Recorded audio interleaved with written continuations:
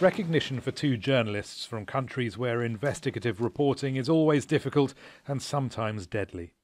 Ms. Ressa and Mr. Muratov are receiving the Peace Prize for their courageous fight for freedom of expression in the Philippines and in Russia. Maria Ressa.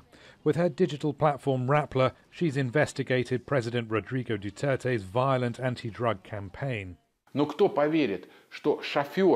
editor-in-chief of the newspaper Novaya Gazeta, there aren't many aspects of Russia's politics, corruption and crime that Dmitry Muratov hasn't looked into. Over the years, 6 colleagues have been murdered for their work, and he honoured them. This award is for Anna Politkovskaya, Yuri Shikokin, Igor Domikov, Anastasia Baburova, Stas Markelov, Natasha Estemirova, our fallen colleagues who gave their lives for the profession. I am not the right beneficiary of this prize. The rules are very clear. Maria Ressa, who's also suffered harassment and intimidation, told Al Jazeera of her worries for journalism in the age of social media. When news organizations lost our gatekeeping powers to technology platforms, those platforms abdicated responsibility for the public sphere. And that has made facts debatable, because the data, facts and lies are actually treated equally. In fact, the algorithms of the world's largest distributor of news, Facebook, actually favors lies laced with anger and hate. That spreads faster and further than facts. For some who watch the Nobel Peace Prize and its regular controversies closely, this year's decision is a welcome one. I think this was bullseye. It's obviously well deserved.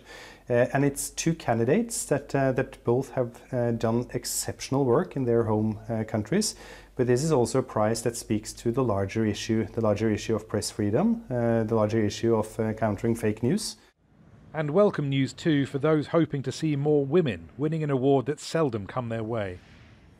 Since the Swedish industrialist Alfred Nobel founded the Nobel Prizes in the late 19th century, there have only been 17 individual female winners of the Peace Prize.